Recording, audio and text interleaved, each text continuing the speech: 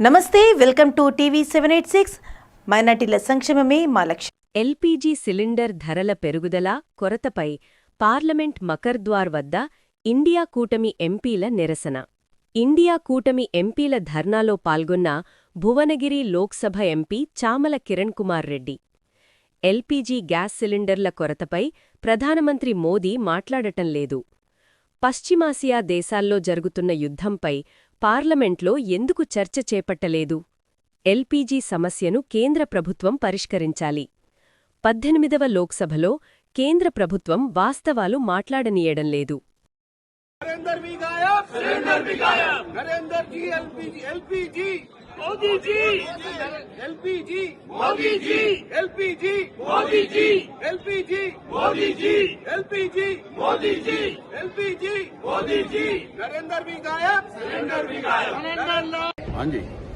ఈరోజు India alliance కూటమిలో ఉన్నటువంటి పార్లమెంట్ సభ్యులందరూ కూడా మకర్ద్వార్ దగ్గర ఈరోజు ఎల్పీజీ సిలిండర్ ఏదైతే దేశంలో జరుగుతున్నటువంటి ఎల్పీజీ సిలిండర్లకు సంబంధించినటువంటి కొరత నరేంద్ర మోడీ గారిని పార్లమెంట్లో వచ్చి పశ్చిమ ఏషియా దేశాలలో జరుగుతున్నటువంటి జియో పొలిటికల్ వార్ కండిషన్స్ మీద ఈ రోజు వరకు పార్లమెంట్లో చర్చ చేయలేదు.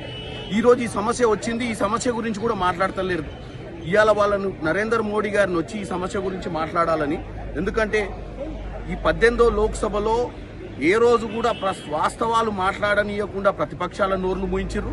వాళ్ళు కూడా వాస్తవాలు మాట్లాడతలేదు. ప్రజలందరూ ఇబ్బందులు అల్లురు. కాబట్టి ఈరోజు మేమందరం కూడా రాహుల్ గాంధీ గారు, ప్రియాంక గాంధీ గారు, ఖర్గే గారు, సోనియా గాంధీ గారు, అన్ని పార్టీల పక్షాల నుంచి వచ్చినటువంటి ఎంపీలందరూ కూడా ఈరోజు మకర్ద్వార్ దగ్గర డెఫినెట్గా దీన్ని మోడీ గారు ఈరోజు వచ్చి చర్చ చేయాలి. వీలైనంత తొందరగా ఈ దేశంలో ఈ సమస్యను పరిష్కరించే దిశగా పోవాలి. నరేంద్ర మోడీ గారు కేవలం ట్రంప్ మాట్లాడే మాటల్ని ఇక్కడ మాట్లాడాలనుకుంటుంటూ ట్రంప్ చేసే పనులను వ్యతిరేకిస్తలేడు.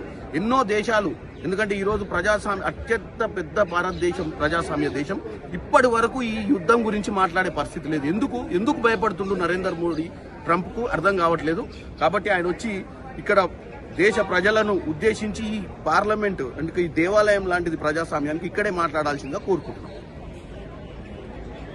మహిళలకు అన్ని రంగాలలో అవకాశాలను ఇవ్వాలని తెలంగాణ ప్రభుత్వానికి తెలుపుతున్నానని తెలంగాణ బీజేపీ రాష్ట్ర అధ్యక్షులు ఎన్ రామచంద్రరావు తెలిపారు. మేడ్చల్ మల్కాజ్గిరి జిల్లా ఆధ్వర్యంలో నిర్వహించిన మహిళా న్యాయవాదుల మీట్ అండ్ గ్రీట్ కార్యక్రమానికి ముఖ్య అతిథులుగా హాజరైన రామచంద్రరావు మాట్లాడుతూ, మహిళా న్యాయవాదులకు న్యాయశాఖలో కూడా గవర్నమెంట్ ప్లీటర్లుగా, పబ్లిక్ ప్రాసిక్యూటర్స్గా అవకాశం ఇవ్వాలని, కొలీజియం ద్వారా మహిళా న్యాయమూర్తులను కూడా నియమించాల్సిన అవసరం ఉందదు అన్నారు. నరేంద్ర మోడీ వచ్చిన తర్వాత మహిళలకు అన్ని రంగాలలో ప్రాధాన్యతమిస్తున్నామని, మహిళా బిల్లును కూడా ప్రవేశపెట్టి 33% రిజర్వేషన్ కల్పించినట్లు రామచంద్రరావు చెప్పారు. తెలంగాణ లీగల్ సేల్ ఆధ్వర్యంలో రాష్ట్ర వ్యాప్తంగా మహిళా దినోత్సవ వేడుకలు జరుగుతున్నాయని ఈ సందర్భంగా పేర్కొన్నారు.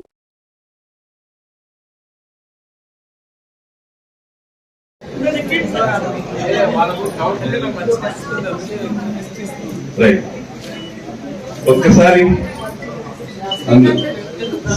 అందరికి సన్మానం చేయొచ్చు. రాష్ట్ర డిసిప్లినరీ కమిటీ కన్వీనర్ గారు రవీంద్ర సింహాజీ విచ్చేశారు. వారికి కూడా స్వాగత సుస్వాగతాలు తెలియజేశారు. అదేవిధంగా రామారావు సార్ కొద్దిగా మన మధ్యలోకి రావాలి. రామారావు సార్, అదేవిధంగా రవీంద్ర సింహాజీ గారు వస్తే బాగుంటుంది. ఒకసారి సరే, ఒక్క నేషనల్ యాంథమ్ పాడేసిన తర్వాత ఒక్కొక్క లైన్ వచ్చేసేసి ఫోటోలు దిగేసి మీరు రాకపోతే మాకు మీరు అవసరం కూడా ఎంతో దూరం నుంచి ఇక్కడికి విచ్చేసినటువంటి అరుణజ్యోతి అక్క గారిని వేదిక మీద రావాల్సిందిగా కోరుతున్నాను.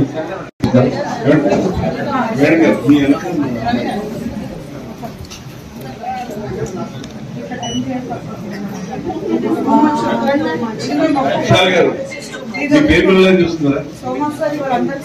రావే రామ్మా.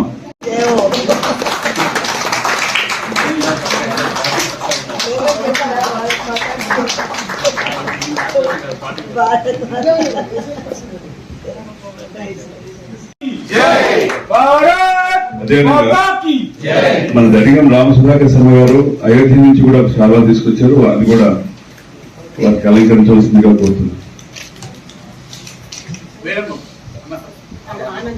శర్మ గారు రండి ఒకసారి.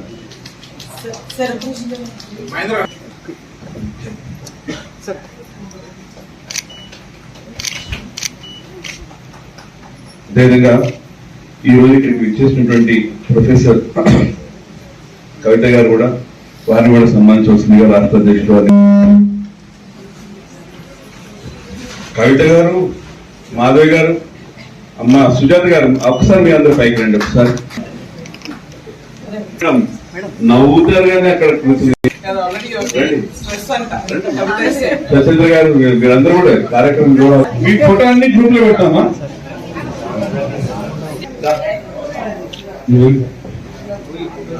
ఇంకో కొద్దిగా ఎందుకు తీసుకోవాలి, అది చూసుకోవాలి కింద కింద కింద, అందుకే లాగు లాగు ఇంకా లాగు. ఓకే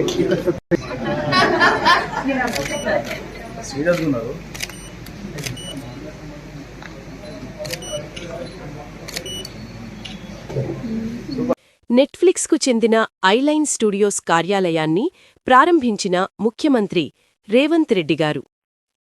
హాజరైన పరిశ్రమలు మరియు ఐటీ మంత్రి శ్రీ డి. శ్రీధర్ బాబు, సినీ నటుడు Rana Daggubati, Netflix Eyeline studios CEO Shri Jeff Shapiro, Telangana film development corporation TFDC chairman Dil Raju. 20,000 ఉద్యోగాలు క్రియేట్ చెయ్యండి. క్యాబ్ జెమినీ సీఈఓతో నారా లోకేష్ భేటీ. కొత్త ప్రాజెక్టులపై కీలక చర్చలు. ఏపీ ప్రభుత్వం రాష్ట్రంలో పెట్టుబడులను ఆకర్షించే ప్రయత్నాలను ముమ్మరం చేస్తోంది. ఈ క్రమంలో ప్రముఖ ఐటీ దిగ్గజం క్యాబ్ జెమినీను రాష్ట్రానికి ఆహ్వానించటం విశేషంగా చెప్పుకోవచ్చు. విశాఖపట్నంలో జరిగిన ఈ సమావేశంలో రాష్ట్ర ఐటీ ఎలక్ట్రానిక్స్ శాఖ మంత్రి Nara Lokesh Capgemini global CEO Aiman ఇజ్జత్తో కీలక చర్చలు జరిపారు. భవిష్యత్తులో సుమారు 20,000 మందికి ఉద్యోగాలను సృష్టించగల IT development centre, global capability సెంటర్ను విశాఖపట్నంలో ఏర్పాటు చెయ్యాలని లోకేష్ ప్రతిపాదించారు.